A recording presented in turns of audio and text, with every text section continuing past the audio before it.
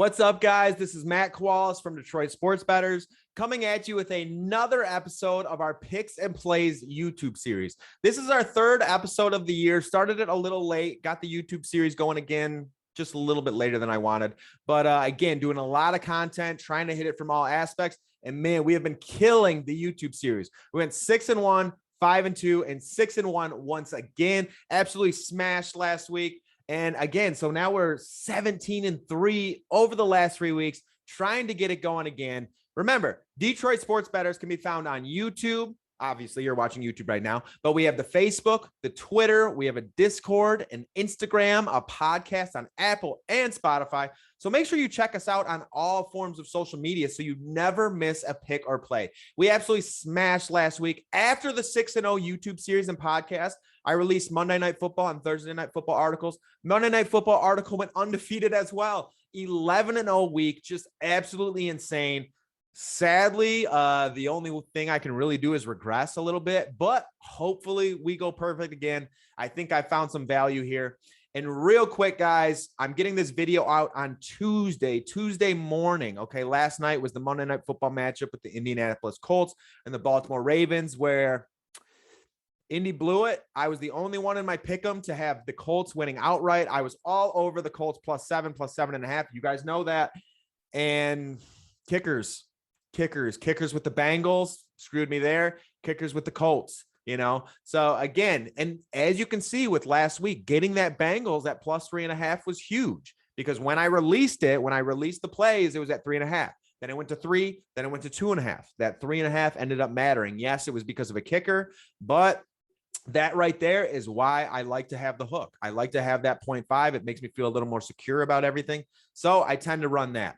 And then again, this is being put out on Tuesday because myself and Mike Sullivan are heading to Las Vegas to interview Brandon Moreno, UFC champion, as he fights Davison Figueiredo for the third time, the trilogy fight in UFC 269. So we will be talking to him about UFC 269, and then he's going to give us some fight picks as well. Okay.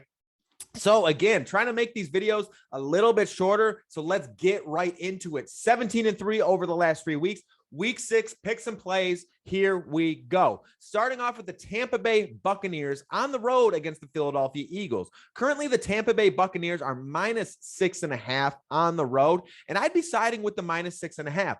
But I will say this. I expect this to climb. I think the public hammers the Bucs at -6.5, especially after that 40-point victory last week. So again, I prefer the Eagles +7.5 actually. And if you wanted, you could take Bucs -6.5. You could wait for it to get to that 7.5. Then you have a nice middle. If it lands at that 7, you win both bets. Okay, that is an opportunity this week. Tom Brady, since 2020, is 0-5 against the spread in primetime matchups. Thursday Night Football is a primetime matchup, and I think Thursday Night Football has actually been pretty good this year, far better than years past. But 0-5 in primetime matchups. And then in addition to that, the Tampa Bay Buccaneers are 1-4 against the spread when coming off a 40-point plus win, where they put up 40 points in a victory. Okay. So they're coming off that 1-4 in the following game. And then again, the Bucs' biggest weakness is that secondary. The Philadelphia Eagles have some guys with Burners and Smith and Rieger. They have the guys in the middle with Goddard and Ertz. And then they have a quarterback who can extend the play in Jalen Hurts.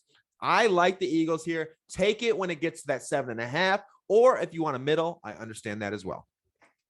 Moving to the next play, and this is probably my favorite play of the week once again, because I love the Kansas City Chiefs in a bounce back spot. Right now, this is the same scenario as the Thursday night, because right now the Chiefs are at -6.5. I like the Chiefs at that -6.5. But as this week progresses, I definitely expect it to climb to a Washington football team +7.5. So once again, if you would like to, you can play that middle. More than anything, I like the Chiefs -6.5. That is my favorite play. Washington football team has one of the worst secondaries in all of football. Their defensive line was expected to be dominant. They have been close to trash. Chase Young's been getting doubled nearly every single play, so things are far tougher on him. The secondary, I mean, and when you're not getting to the quarterback and you have a secondary who can't cover anyone, yeah, you're going to lose some football games, and the defense is going to give up a lot of points. I expect the same thing to happen to the Kansas City Chiefs. Kansas City Chiefs just got absolutely embarrassed. Travis Kelce needs to have a coming out party. Tyreek Hill needs to have another coming out party, even though he put up 47 on my fantasy teams and basically beat me by himself. But that's the plus about having a Tyreek Hill on your fantasy team. But again, love the Kansas City Chiefs here. I think this is a great play. I think this is going to get to 7 or 7.5. So if you like this 6.5, like I do, take it early, get the Chiefs minus 6.5. Moving on, now we have a team that is on the road, and we're going to be taking the LA Chargers plus 3.5 against the Baltimore Ravens. For one, Baltimore Ravens are coming off an incredibly shortened week with that overtime win over the Indianapolis Colts. Okay, you got to figure that was Monday Night Football. Now rest Tuesday, Wednesday will be a walkthrough, Thursday will be full pads in practice, Friday, another walkthrough, then they prep for the game. So the LA Chargers are going to have the advantage in terms of preparation. Not only do they have the advantage in terms of preparation, they have the advantage in the team. You know, you look at that offense and you have Keenan Allen, Mike Williams, Jared Cook, Austin Eckler, Justin Herbert, who is one of the best young quarterbacks, best young stars that I have seen for some time. Not many, there's one thing that you cannot teach in the NFL, and that is speed, obviously, and arm talent, like how far you can throw the football. Herbert can throw it 60 yards with the flick of the wrist.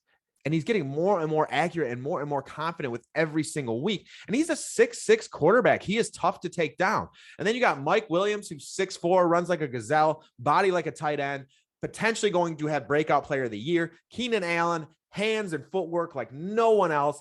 I'm going to side with the Chargers here. I think the Ravens are overdue for a loss. I think when this spread first came out and I saw the 3.5, I personally saw it as a 2. I saw the Ravens at -2 or the Ravens at -1.5. So I think you get a big advantage here getting that plus 3.5. In addition to that, the Ravens are 4-1 now. 3 of those victories are within 6 points, 6 or 7 points, I believe. The only team that they blew out was the Denver Broncos. And again, that was just situational. The Ravens needed that game more than Denver did. And they are a better team than Denver. I think Denver is just a little bit overhyped, but I also think Baltimore is overhyped. The announcers were talking about how this is a Super Bowl contender, and I can't tell you how wrong I think that is. This team is not a Super Bowl contender. I think this team is out in the divisional round. Okay. So yes, I think they make the playoffs, but me personally, I want Justin Herbert over a quarterback like Lamar Jackson. I do. I think you can win Super Bowls with Herbert. I think you can no, I can't go there. I would say, no, you can't win a Super Bowl with Lamar Jackson. I think teams can figure him out when you get further down the road. You get to the better teams, the teams that are going to scheme more, the teams that have true defensive ends. Yeah, I would not take the Ravens to the Super Bowl. So I have them. I have the LA Chargers covering the 3.5 here, and I have them potentially winning this outright. I think the Ravens are overhyped, and I think they're due for a loss, and I think it might happen here. So take the Chargers at plus 3.5. Moving on, now we have a home team. And we are actually going to be going with the Cleveland Browns at -2.5 against the Arizona Cardinals. This one, I'm interested to see where this would go because I think more people are going to be on the Cardinals. The Cardinals are kind of the sexy pick. They have that great offense with Kyler Murray, D-Hop, AJ Green, James Conner has really been coming on, Christian Kirk, just a very solid team. That defense has been coming on, with JJ Watt, Chandler Jones, Budda Baker. So yeah, this team is very solid, but they are due. They are due for a loss. This is not going to be an undefeated team. I still see this team potentially having 4 or 5 wins as the season commences. And I think it starts now. I think it starts right now with the Cleveland Browns getting that victory over the Arizona Cardinals at -2.5. And there are 2 players that I'm really keeping an eye on. That's Myles Garrett and Jadeveon Clowney. Once again, this is being recorded on Tuesday, and both these guys have Q tags next to their name, but they are projected to play. For one, Kyler Murray is a shorter quarterback, so he has to drop his arm down into crazy angles. He has to time gaps, anticipate, and I think Myles Garrett and Jadeveon Clowney could make things pretty tough for him. For one, They're both 6'5" or taller, so they can get those hands up, bat balls down. But two, these are two defensive ends who are nearly as fast as MVP candidate Kyler Murray. So I think if he gets outside the pocket, one of these guys could catch him by surprise, get a strip sack, and completely change this game around. And then in addition to that, the number one way to beat the Arizona Cardinals is keeping Kyler Murray off the field. This is the number one rush offense in all of football with Nick Chubb, Kareem Hunt. Baker Mayfield can basically, he can make the throws when he needs to. I don't expect him to take over the game here. I think this is a very scheme-oriented game. I think a lot of rushing is going to occur, and I think the Cleveland Browns get this done against the Arizona Cardinals at -2.5. Take the Cardinals, even though take the Browns at -2.5. I expect the spread to potentially go down as well. I think it could maybe get to 2 at some point. We'll see, though. We'll see. I'm kind of indifferent on that one.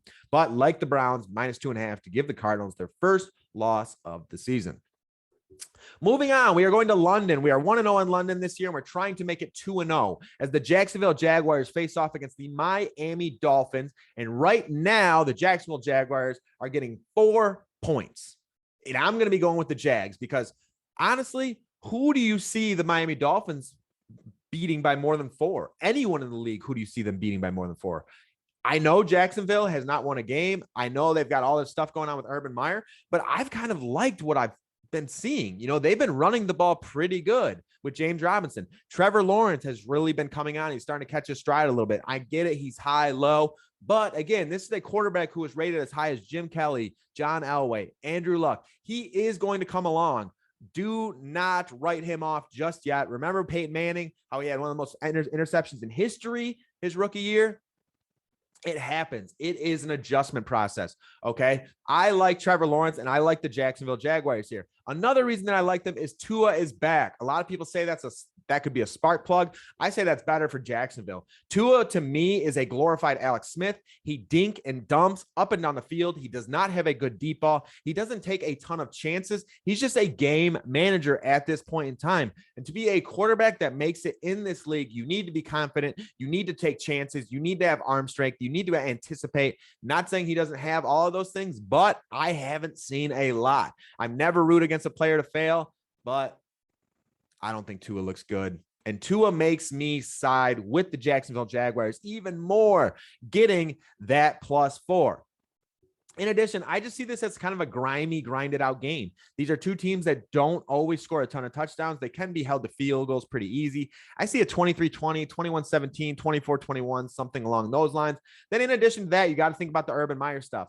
This is one more week to try and get that Urban Meyer stuff under the rug. And what would be better than burying it than a Jacksonville Jaguars victory? I like Jacksonville +4, and I give them a chance to win this one outright as well. Take Jacksonville +4 in London.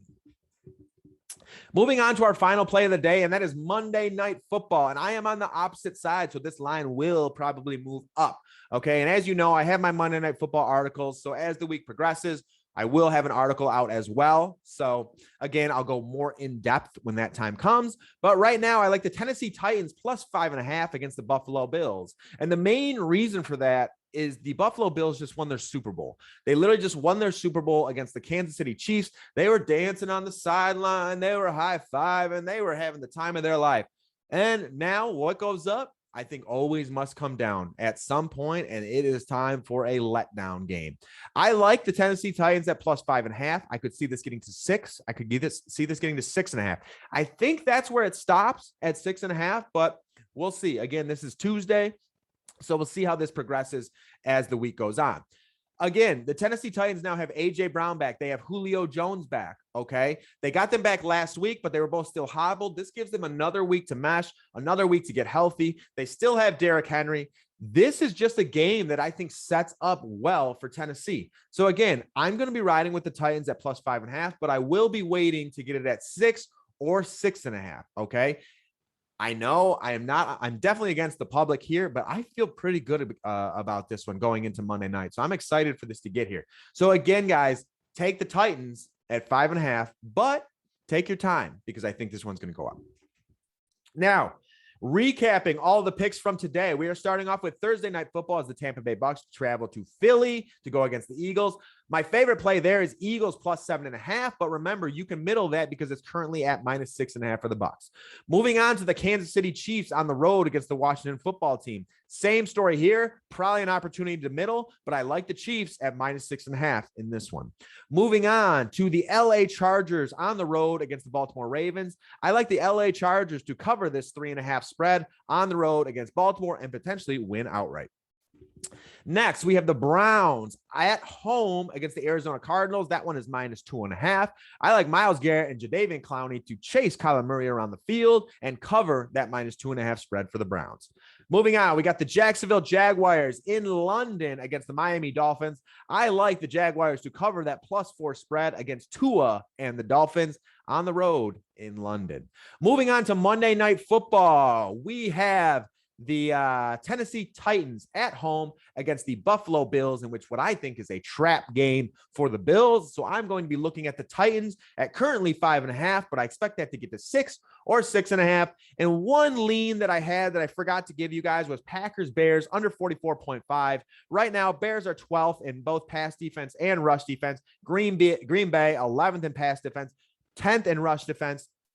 Bears haven't put up more than 24 points all year. That was against the Lions. Packers just coming off an overtime win over the Cincinnati Bengals. I think they're due for a letdown game. And when I say letdown game, I think like scoring like 24 points, scoring 20 points, something like that. And I expect this one to stay low and stay under like 24-17, 23-20, something like that. Okay. So I lean under there. It's too early for me to make this a pick officially, but those are the picks in place for today. 17-3 over the last 3 weeks, just crushing it. I hope you've been killing it as well. Hope you got some extra money in your pocket. Please continue your support of Detroit Sports Bettors, of myself, of Mike Sullivan, of Kyle Bogey, because guys, we have some great stuff coming in November. We got potentially some events, more giveaways, going to see Brandon Moreno today. So please, when that video comes out, give us that like, give us that subscribe, give us that comment, hit that bell button. So anytime a video is released, you're getting that alert. But guys, we are trying to grow this as much as possible to give you as many angles of content that we can. We need your support going forward, and let's keep these wins going. All right. So I am Matt Kowalis from Detroit Sports Bettors. If you haven't checked out DSB on all aspects of social media, please do so. Okay. I'm Konanis8 on Instagram. Always feel free to reach out for DMs, anything like that, questions, whatever. Good luck this week, guys. I'm pumped to keep this going. 17-3, coming off an undefeated week. Let's go. I'm Matt Kowalis, and I am out. Good luck.